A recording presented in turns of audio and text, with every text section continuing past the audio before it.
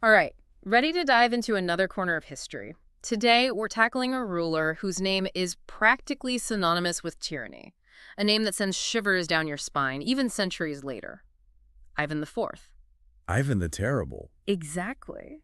But was he really just a brutal tyrant, a monster in human form? It's fascinating how that epithet, the Terrible, has stuck with him, almost overshadowing the man himself. Like, you almost can't think of him without picturing iron-fisted rule, cruelty. It's almost impossible to separate the man from the moniker. Right.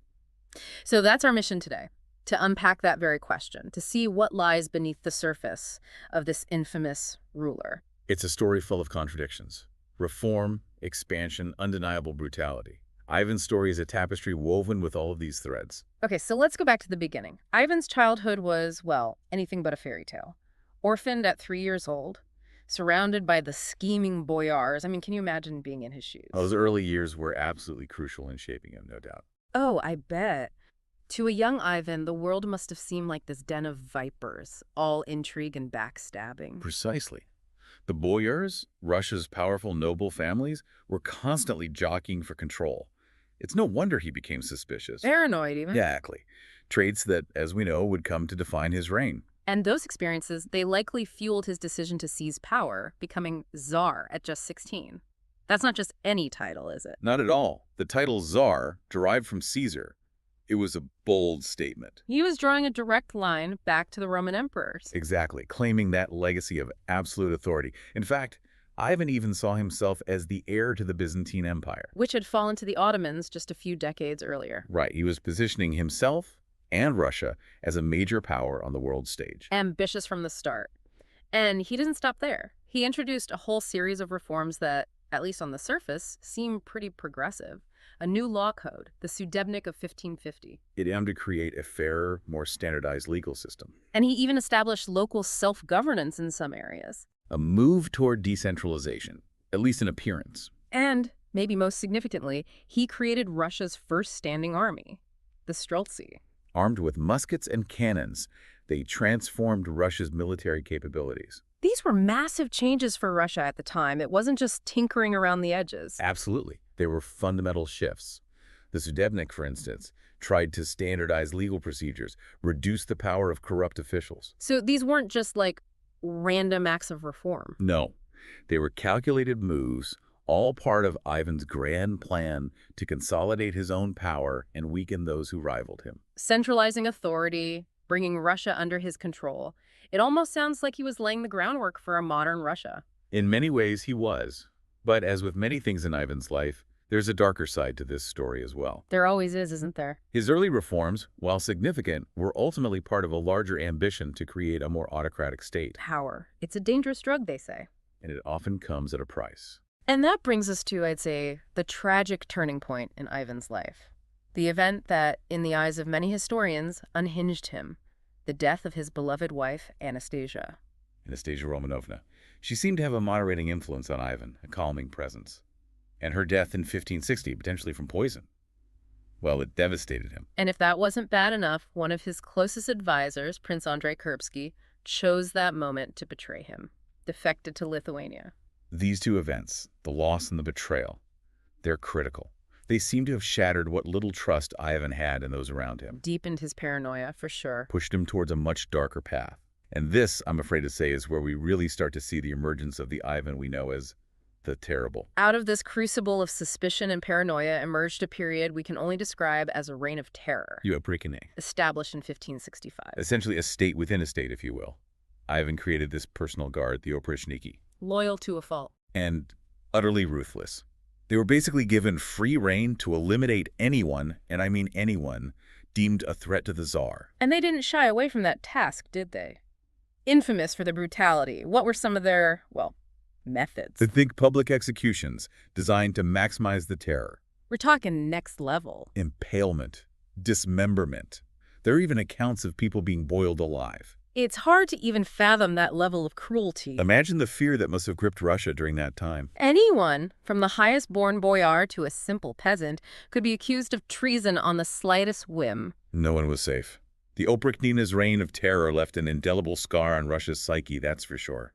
And perhaps one of the most chilling examples of their brutality was the sacking of Novgorod in 1570. Novgorod, this bustling city, a center of trade, of culture, it's almost unfathomable what happened. What drove Ivan to unleash such fury on his own people? There are rumors, whispers of rebellion. Talk of the Novgorodians wanting to secede, ally themselves with Lithuania. Whether those suspicions were based in any kind of reality or simply the product of Ivan's paranoia is still debated to this day.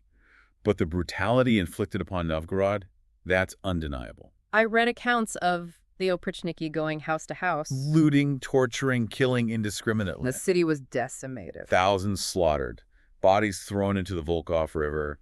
Novgorod, once a beacon of Russian prosperity, never truly recovered. It's hard to reconcile these acts of barbarity with the reformer we discussed earlier, but it's important to remember Ivan's story isn't just one of internal strife and terror.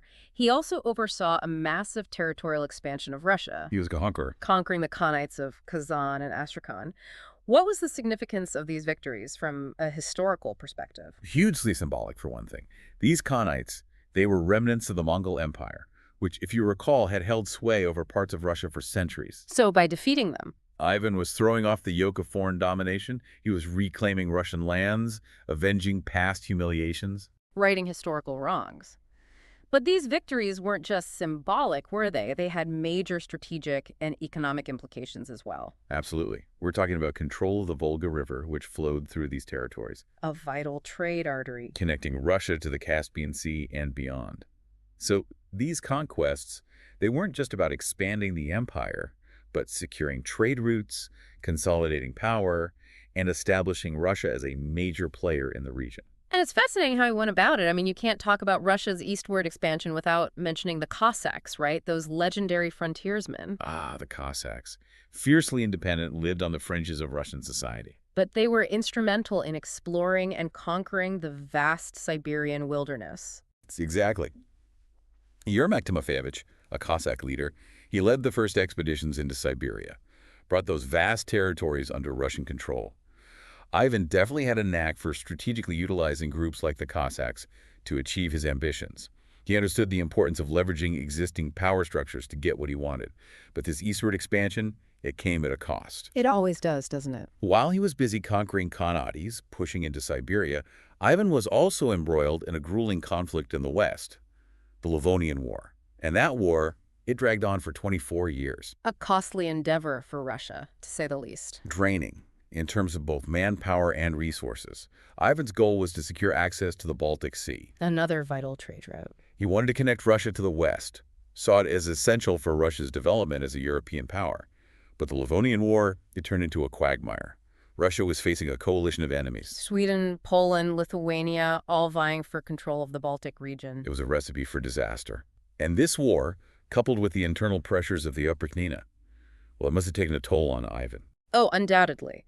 The war drained Russia's treasury, stretched its military to the brink. That kind of external pressure, combined with this constant fear of betrayal, the paranoia he was experiencing at home, it likely exacerbated everything. Fueled the fire. It's a stark reminder that even the most ambitious rulers, they're not immune to the pressures of their circumstances. And speaking of pressures and circumstances, Ivan's personal life was, well, incredibly complex, even for the time. He had, 6 wives? At least 6. Yeah. Possibly 8, depending on which historical account you believe. And these weren't just, marriages of convenience. We're talking political intrigue, accusations of infidelity. It's like something out of a drama. Makes you wonder, how much did these personal tragedies, these betrayals and losses, contribute to the paranoia, to the brutality that came to define his rule? It's impossible to say for certain, of course, but it's definitely a factor worth considering. I mean, the Ivan we see in the historical record, the tyrant, the conqueror,